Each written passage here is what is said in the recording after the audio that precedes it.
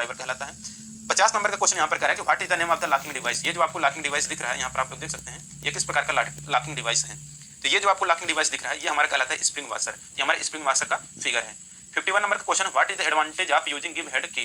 Give head की का उपयोग करने का क्या फायदा है। तो देखिए गिव हेडेड की का उपयोग करने का जो फायदा होता है वो रहता है हमारा कि कैन बी विथड्रा इजिली, यानी कि आसानी से निकाला जा सकता है। तो 51 यहाँ पर भी आंसर करेक्ट हो जाएगा, can be withdraw easily, give head की को आसानी से निकाल सकते हैं। तो देखिए 52 नंबर का क्वेश्चन है कि which file is used for finishing sharp corner. नुकीले कोनों को फिनिश करने के लिए किस फाइल का उपयोग किया जाता है। तो देखिए नुकीले कोने को फिनिश करने के लिए हम लोग जो फाइल का यूज करते हैं वो हमारा फाइल रहता है कि बैरेट फाइल। तो बैरेट फाइल यहाँ पर ऑप्शन नंबर सी करेक्ट हो जाएगा। 53 नंबर का क्वेश्चन यहाँ पर कह रहा है कि what is the name of the file. ये जो चित्र में आपको फाइल दिख रहा है ये कौन सा फाइल है। देखिए दोस्तों ये जो आपको फाइल दिख रहा है ये हमारा कहलाता है टिंकर्स फाइल। तो टिंकर फाइल यहाँ पर हमारा करेक्ट आंसर हो जाएगा 53 का ए।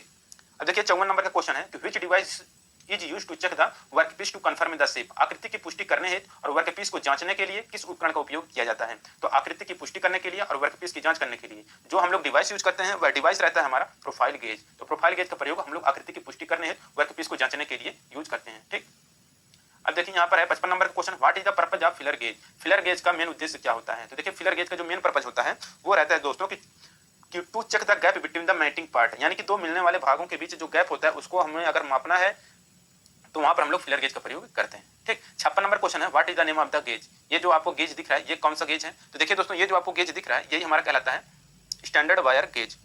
ठीक, तो 56 के यहाँ पर डी आंसर करेक्ट हो जाएगा, स्टैंडर्ड वायर गेज है ये। 57 नंबर क्वेश्चन है कि which gauge is used to check the outside diameter of a cylindrical shaft. बाहरी व्यास की जांच करने के लिए किस गेज का उपयोग किया जाता है। तो देखिए बाहरी व्यास की अगर जांच करना है तो इसके लिए हम लोग जो गेज यूज करते हैं वह गेज रहता है हमारा कि प्लेन रिंग गेज। तो प्लेन रिंग गेज का प्रयोग हम लोग बाहरी व्यास की जांच करने के लिए प्रयोग करते हैं। 58 नंबर क्वेश्चन है what is the act of joining the slip gauge together for building up size. आकार के निर्माण के लिए स्लिप गेज को एक साथ जोड़ने की प्रक्रिया को क्या कहा जाता है। तो इसे हम लोग कहते हैं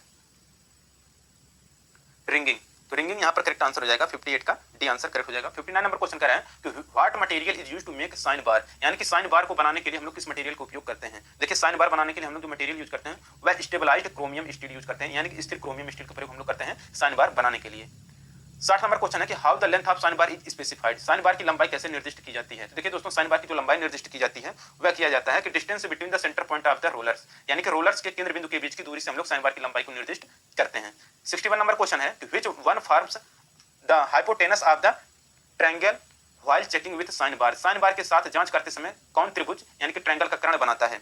तो ट्रायंगल का जो कर्ण यानी कि त्रिभुज का जो कर्ण बनाता है वह रहता है हमारा कि साइन बार लेंथ। तो साइन बार लेंथ यहाँ पर हमारा करेक्ट आंसर हो जाएगा। 62 नंबर का क्वेश्चन है कि what is the effect of excessive applications of abrasive compound in lapping operation, यानी कि लैपिंग ऑपरेशन में अपघर्षक कंपाउंड के अत्यधिक उपयोग का क्या प्रभाव है। तो इसके लिए जो प्रभाव पड़ता है वो रहते हैं कि डेवलपिंग इन एक्यूरेसीज, यानी कि अशुद्धि का विकास होना। ठीक, 63 नंबर क्वेश्चन है what is called if the lap is harder than the workpiece. यदि वर्कपीस की तुलना में लैप कठोर हो तो क्या होता है। तो देखिए यदि वर्कपीस की तुलना में लैप कठोर होता है तो क्या होता है कि workpiece will cut the lap.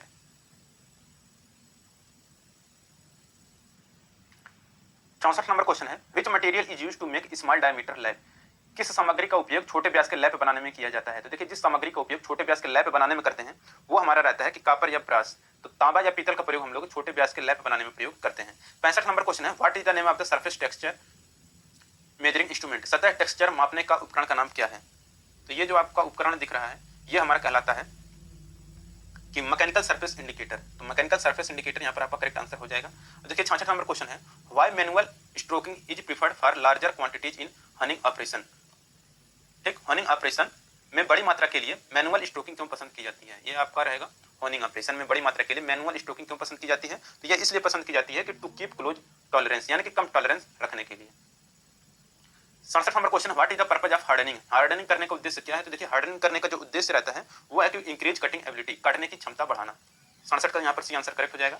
68 number question है which method of heat treatment to improve machinability and ductility in the job. उष्माउपचार की कौन सी विधि द्वारा किस जॉब में मशीनीकरण और डक्टिलिटी का सुधार होगा। तो देखिए उष्माउपचार की जिस विधि द्वारा जॉब के मशीनीकरण और डक्टिलिटी में सुधार होगा वो रहेगा हमारा अनिलिंग। तो 68 यहाँ पर आंसर करेक्ट हो जाएगा अनिलिंग।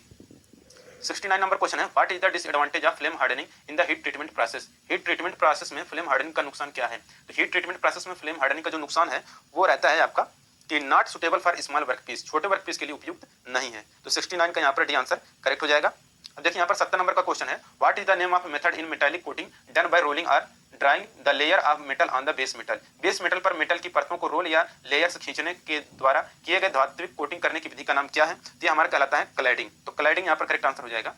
71 नंबर क्वेश्चन है, which type of key used in the hub of pulley has to axially slide on the shaft to some distance, यदि हब या पुल्ली को अच्छी रूप से कुछ दूरी तक शाफ्ट पर स्लाइड करना है तो किस प्रकार की कुंजी का उपयोग किया जाता है? तो इसके लिए जो हम लोग कुंजी यूज करते हैं वह फेदर की का प्रयोग करते हैं।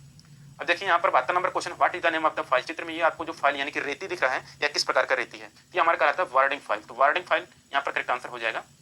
73 नंबर क्वेश्चन है, which nut protects the bolt and thread from the damage, कौन सा नट बोल्ट के सिरों की चूड़ियों को नुकसान होने से बचाता है? तो वह बचाता है आपका कैप नट। तो कैप नट यहाँ पर करेक्ट आंसर हो जाएगा। 74 नंबर क्वेश्चन है, which grade slip gauge is used for precision tool room application, precision tool room अनुप्रयोगों के लिए किस ग्रेड के स्लिप गेज का उपयोग किया जाता है? तो इसके लिए किया जाता है प्रयोग ग्रेड फर्स्ट का प्रयोग। 75 नंबर क्वेश्चन है, which material is used to make slip gauge block, slip gauge block बनाने के लिए किस मटेरियल का उपयोग करते हैं? तो इसके लिए हम लोग यूज करते हैं कि high grade steel with low thermal expansion. ठीक,